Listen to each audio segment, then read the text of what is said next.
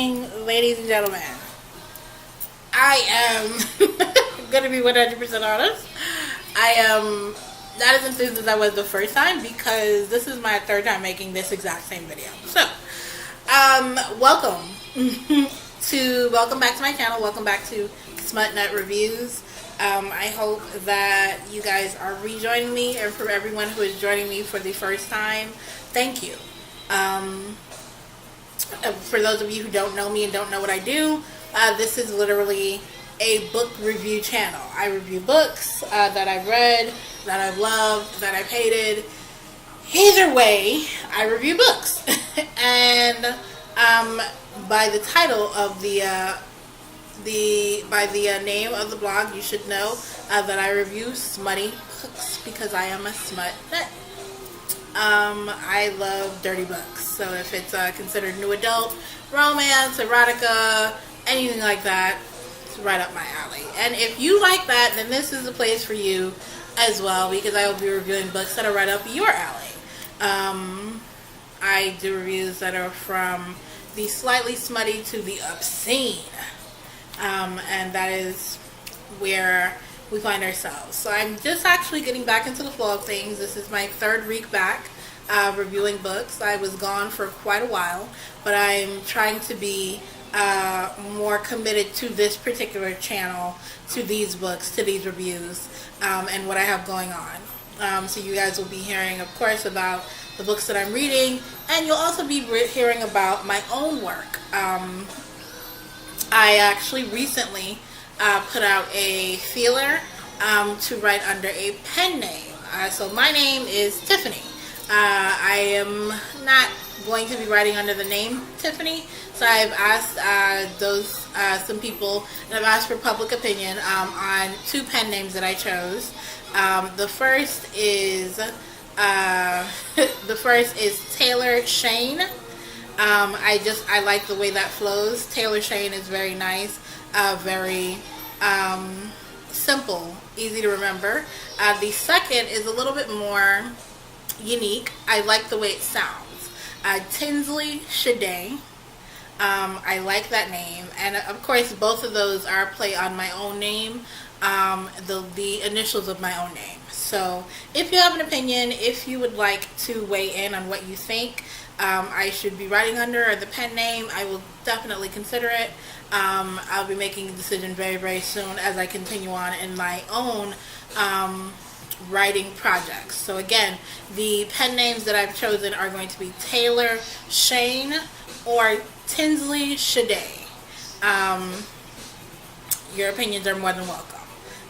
In terms of the review for this week, I had actually posted yesterday on my Instagram and my Facebook that I would be doing a review yesterday, but of course time got away from me, life gets in the way, so I wasn't able to accomplish that. So for today, I'm going to be doing two reviews, and this is the first one. So we will be reviewing Wallbanger by Alice Clayton. So for those of you who cannot see, Wallbanger by Alice Clayton. I love this book. I read this book a while ago, quite a while ago. And for those of you who are not familiar with it, the book came out in circa 2012. That is the original published date of this book. But I read it probably, maybe around the same time, 2012. Sounds about right. But I adored this book. This was the first book that I read that made me know that books could be more than just serious and mysteries and all of that. This book was super, super funny. This is probably the best romantic comedy that has not been put out in movie form ever. So let's just get right into it. The book is about Caroline. Caroline is an interior designer, and she just moves into a brand new apartment in San Francisco. She's very happy, and the apartment was actually recommended to her by her boss. So she's super enthused with this building, with this space, and she's ready to make it her own. And it's just her and her cat, Clive. Clive is a riot. And at the end of the book, you get the best possible insight into Clive's mind ever. I don't want to ruin it for you, but that's probably one of the best parts of the book completely. But nonetheless, I digress. Caroline moves into her apartment building. She's ready to get started. She meets all of her neighbors except for one. Simon. Simon is he's on a project. He's somewhere halfway around the world. And that's fine, because he's her actual next door neighbor. He's literally on the other side of the wall. But she hears great things about him. Everybody loves Simon. Simon's wonderful. Simon's great. And then she finally gets the opportunity to meet Simon. And it's under the most unusual circumstances, because it's late at night when she's laying in her bed. And she meets Simon by hearing Simon banging on the walls. Hence the name of the book, Wallbanger. Simon is having loud, obnoxious, very intense and aggressive sex. And so, that is her introduction to him. And she's a little flabbergasted. Doesn't know what to really say. But she thinks it's interesting. And that is until it happens the second night in a row.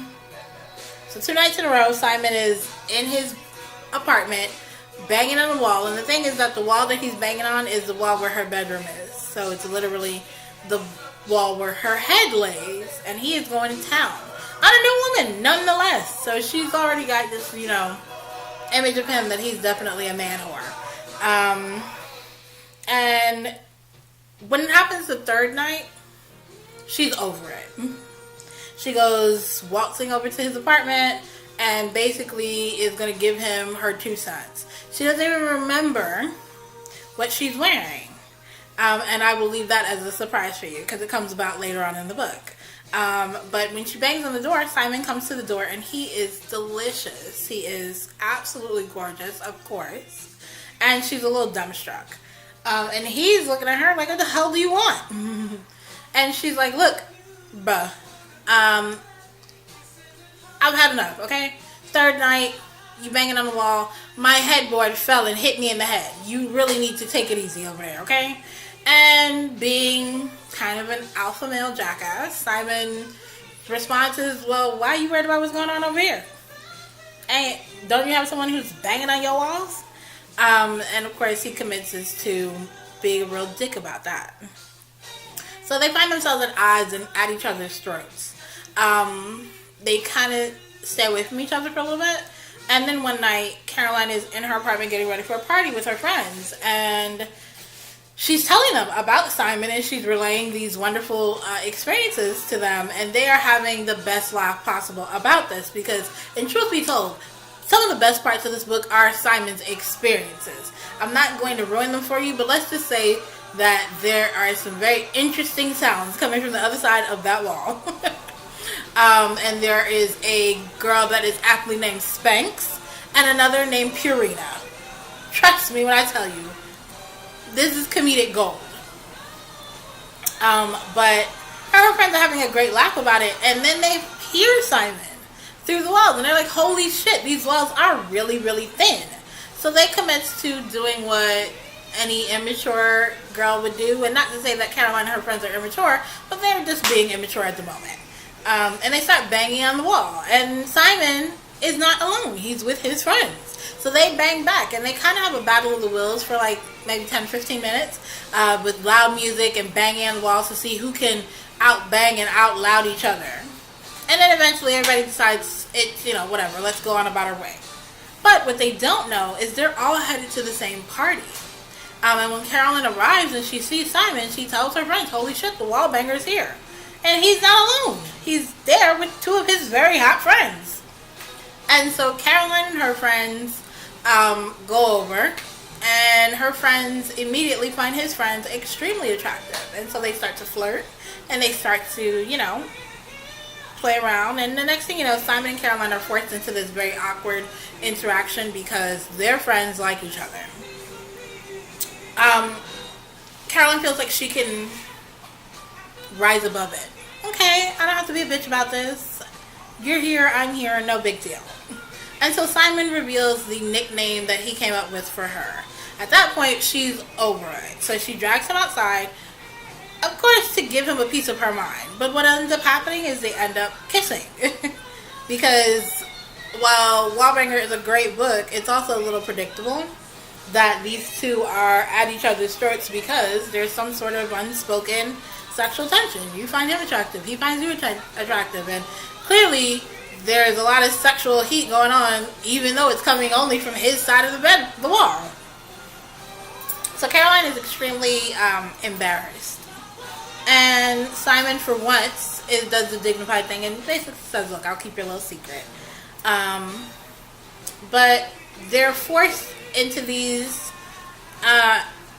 social interactions more and more often because their friends not only start to like each other, but they start to date.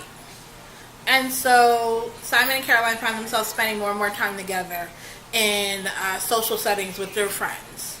And they kind of draw a truce. They agree to try and be better neighbors to each other. He agrees to try and be quiet. She agrees not to be such of a fruity priss. And they find a common ground. They're good. And she bakes, and he loves to eat, so he is always trying to get her to bake amazing, like, baked treats and zucchini bread and apple pies and cookies and all kinds of sweet shit that he loves. And they start to get along. And, of course, in that vein, they start to find themselves attracted to each other.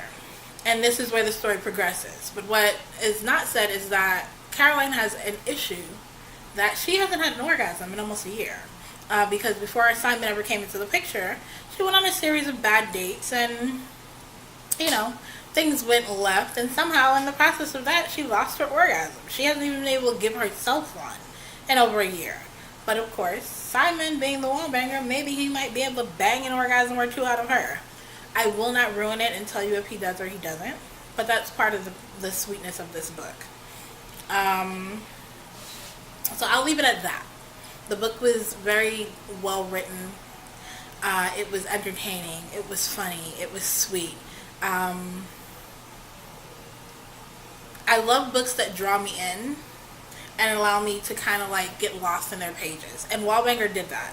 Although it wasn't, Tolstoy, this was a great book. It just allowed you to get lost in the story of these two people who, for whatever inexplicable reason, they are drawn to each other.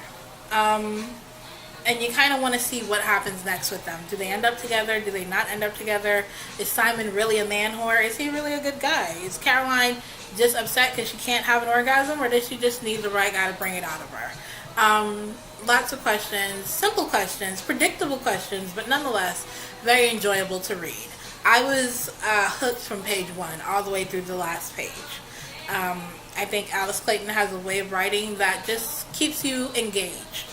And I really love that about this book. Overall, I would give it a strong 9. In terms of heat, in terms of the smut factor, I'd give it about a 5. While the sex in the book and this, the love scenes were really interesting and hot and very entertaining, they weren't, over the top. And they weren't, subpar boring. They were just really good. They were interesting. There was not any unneeded smut in this book. Whatever was written was there for a reason. It helped move the story along. And I really enjoyed that. Because, of course, for anybody who reads in this genre, you know that sometimes authors will just throw in sex just to throw in sex. And it takes the book nowhere. It has nothing to do with the plot point. It just is there, which is very annoying and vulgar. I enjoyed this book immensely, and I hope that you guys do too. It was very entertaining, and like I said, this is probably the best romantic comedy that has not been put to film just yet. So I'm going to end my review with Alice Clayton's Wallbanger. This is a one and done for me. Normally I read mostly series, and this is actually a series. There are, I believe, 2 or 3 additional books in this series. I just haven't gotten around to reading them, but I will. It's just, if you want a one and done, this can definitely be a one and done, without any fuss or muss. It's just an enjoyable, light read that takes you to a fun place. So, with that being said, I hope that you guys enjoy Wallbanger. I'll put the link to the book itself in the comments below. And you guys can try it out for yourself if you have the time or if you have an inclination. Enjoy it for what it is. Have a good one.